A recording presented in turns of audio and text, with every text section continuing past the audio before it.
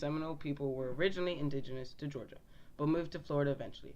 Over time, they were joined by escaped slaves. The escaped slaves adopted the Seminole culture and became known as Black Seminoles. Andrew Jackson, our 7th president, wanted to get Florida back from the Spanish after giving it up with the conclusion of the Revolutionary War.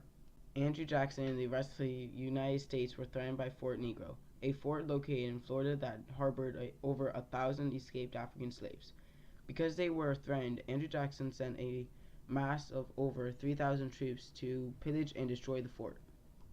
Osceola, born in 1804, was the leader of the Seminoles at the time of the war. Osceola and the rest of the Seminoles were outraged by the destruction of Fort Negro. They threatened the Americans by telling them if they entered Seminole land again, they would be forced to destroy them. Andrew Jackson responded by raiding their towns.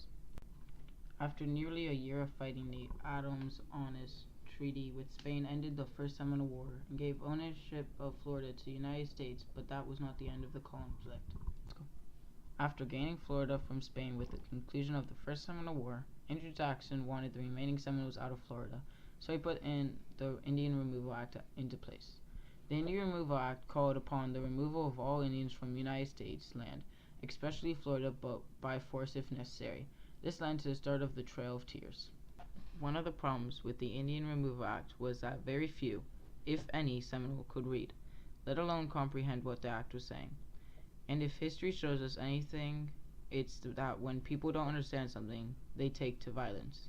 The Seminole did end up resisting removal, which caused the 6-year-long Second Seminole War. By far, the Second Seminole War was the most brutal of the wars. The Dade Massacre was an awful battle won only by attaching bayonets to the soldiers' guns and charging the natives. The battle was won at the cost of 4 soldiers' lives and the wounds of another 59. After a death toll of upwards of 2,000 U.S. troops, the Second Seminole War ended with the withdrawal of American troops in 1842, declaring victory. The Seminoles still believed that Florida was theirs and they would do anything to protect it. The Third Seminole War started due to Americans overstepping the Florida boundary. The Third Seminole War ended when the camp harboring the new Seminole leader, Billy Bowlegs, was burned by the U.S. Army. This was to conclude a series of battles over the Americans, once again invading Seminole lands. The worst battle of the Seminole War was Lake Okeechobee, where Billy Bowlegs led between 380 and 480 Seminoles. They emerged victorious against the Americans and Major General Zachary Taylor.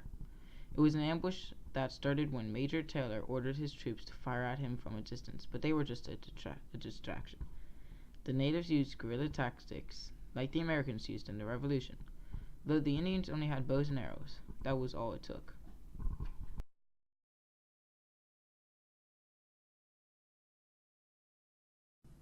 This concludes our presentation on the Seminole Wars.